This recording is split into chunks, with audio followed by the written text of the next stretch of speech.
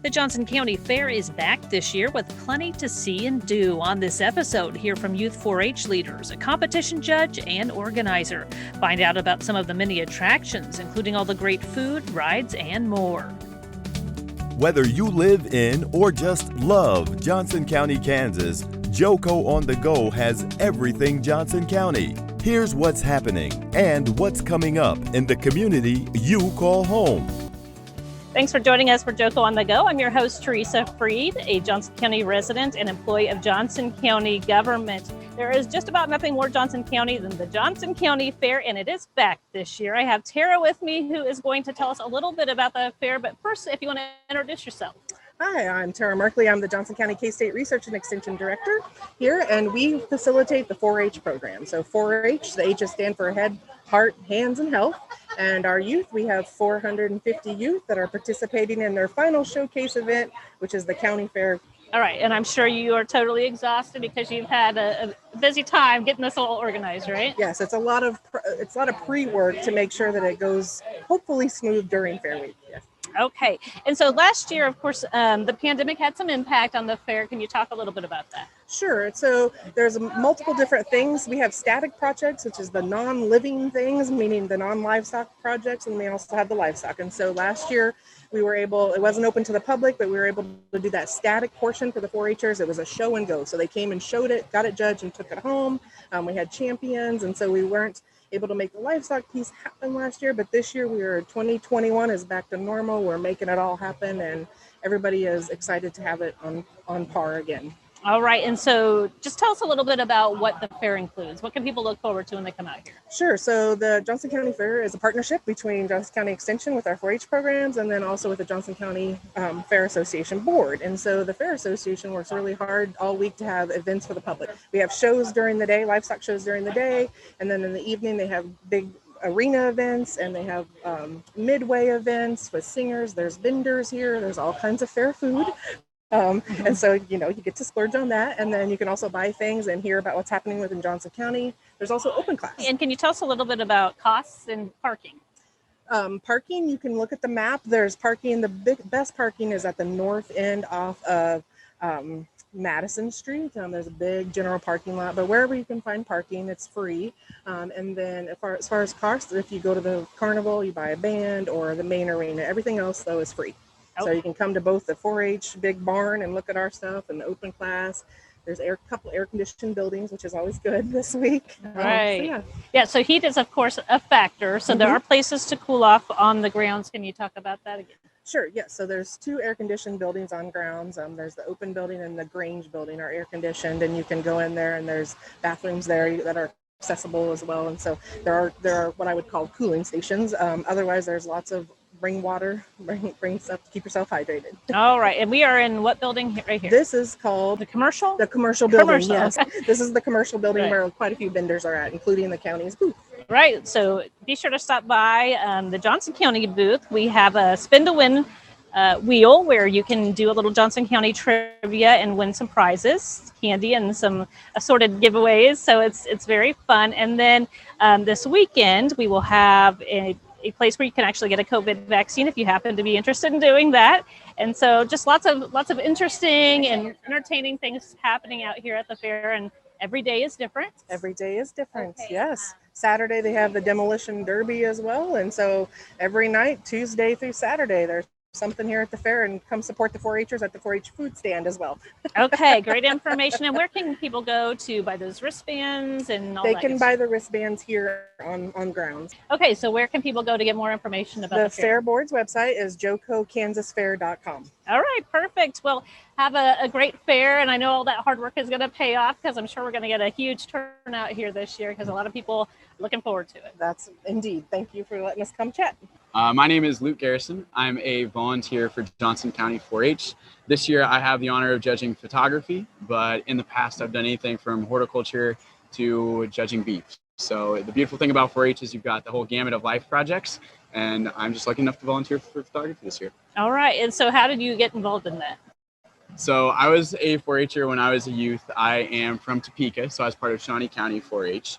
And then the beauty of 4-H is no matter where you travel, usually there's a 4-H program. And so you can always find volunteering opportunities or different ways to make difference in the community.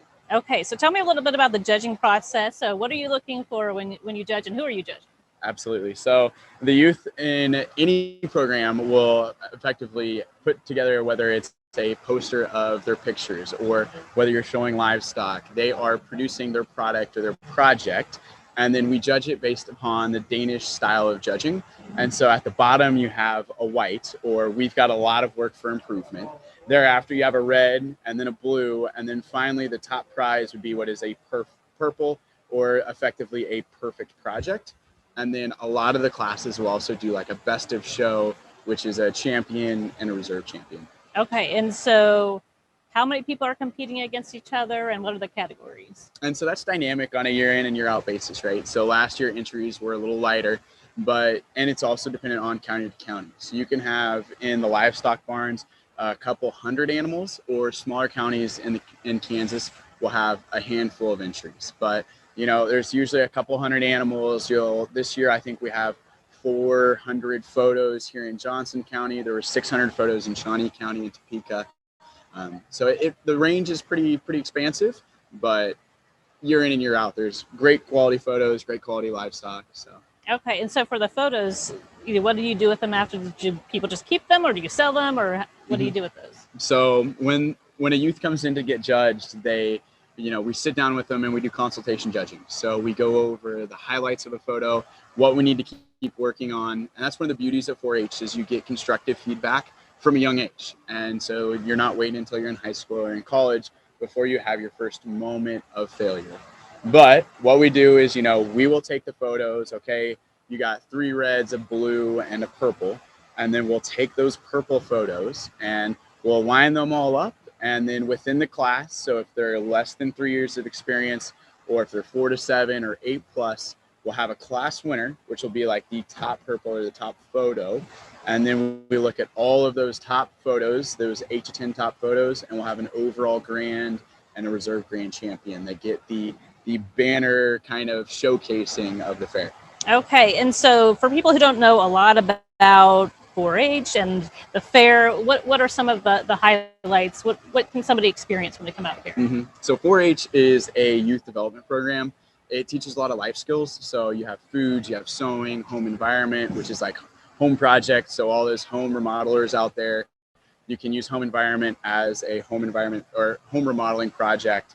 And then of course you've got the more stereotypical projects, your beef, your chicken, your livestock.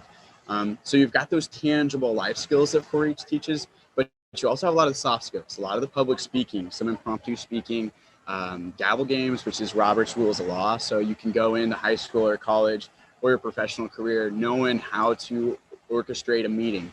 What's the president's role? What's the secretary's role? The treasurer's role? And so, what does that do in tandem? It prepares people for life that a lot is missing in the school right now. So when you go into college, you have those soft skills of public speaking and presentations, but you also have those tangible life skills of, okay, I'm on my own, I'm independent. I know how to cook for myself. I know how to go out and buy clothing. I know that if I want to take photos, I know how to do that.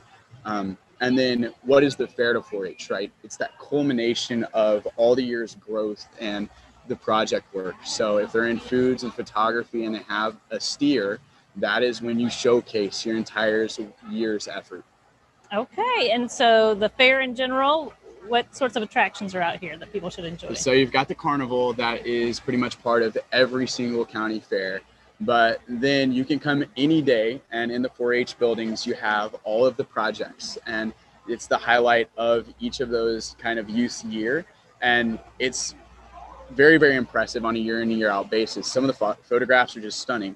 You'll see it and you're just like, this has to be somebody that's been 8 or 10 years in the project. And it's somebody that's their 3rd year shooting photographs. So definitely recommend coming out any day of the week to see all the 4-H projects, and then all the livestock in the livestock barns. Then Thursday night and Friday night is when the activities really kick off. On Friday night, they're having the projects fair, and then they're having a minute to win it / farm version of that. And then on Saturday afternoon is the livestock show. All right. So no matter what day you come, there's plenty to come out here and see and do, and you can come every day and see something different, right? Exactly. And then for the foodies out there, Johnson County's finest food trucks are out here as well. So come hungry and you will not leave that way. Okay, that sounds good. Well, thank you so much for joining us, and have a great time this year. Sweet. Thanks for your time, Teresa. Go ahead and introduce yourselves and what your role is with the fair. I'm Becca Adair and I'm Miss 4-H. I'm Ben Burley and I'm Mr. 4-H. Okay, what exactly does that mean for people who are not familiar with the 4-H world? Basically introduce 4-H to families that are at the fair and other opportunities throughout the year. Okay, and so how do you get selected for this one? You basically go through a process of you fill out a resume, give it a presentation, and then it's a process of an interview. And so lots of different questions that you get asked and just evaluate you basically. I feel like just to have all the booths back and all the vendors and the demolition derby and all the arena events and carnival and things like that. And can you talk about the work that goes into making this possible for you guys? Yeah, I'm not in livestock, but for me it's a year-round project. To get the projects in and ceramics and all the other things, it's just year-round, so this is just a culmination of all the hard work. Okay, and so for those who don't know a lot about 4-H, what kind of value does it bring to a child's life? Definitely teaches you public speaking skills, respect for others, and Yeah. people skills. There's a lot of variety in 4-H, and there are really quality instructors through all of it. Yeah. It's not just cows and pigs. There's a lot more to 4-H than just the animals or just the static projects. All the public speaking events and things like that that go into it. So how do kids get involved in 4-H? You can get a hold of the extension office, and they will set you up with a different few clubs to go through, and you get to test them out and see what you like and what fits best for your family, and then usually get with the community leader in that club and they help you get started basically. Okay, so some of our listeners may be very familiar with the fair, and then others may not be so familiar. So if you're new out here and you don't know what to do, so what are some of the highlights? What are the places that you guys like to visit at the fair? I definitely like going to the livestock arena because I didn't grow up around any animals. I just like seeing things over there. Definitely the livestock arena and the large arena where all the nightly events take place, such as flat tracks, demolition derby, the barrel race, which will happen, and just those fun events that bring families and 4-Hers together, and people from the public that maybe aren't as involved in 4-H. Perfect. All right, well, thank you so much for joining us, and have a great time at the fair this year. Thank you. You just heard JoCo on the Go. Join us next time for more Everything Johnson County. Have a topic you want to discuss? We want to hear from you. Follow us on Facebook and Twitter at JoCoGov. For more on this podcast, visit jocogov.org/podcast. Thanks for listening.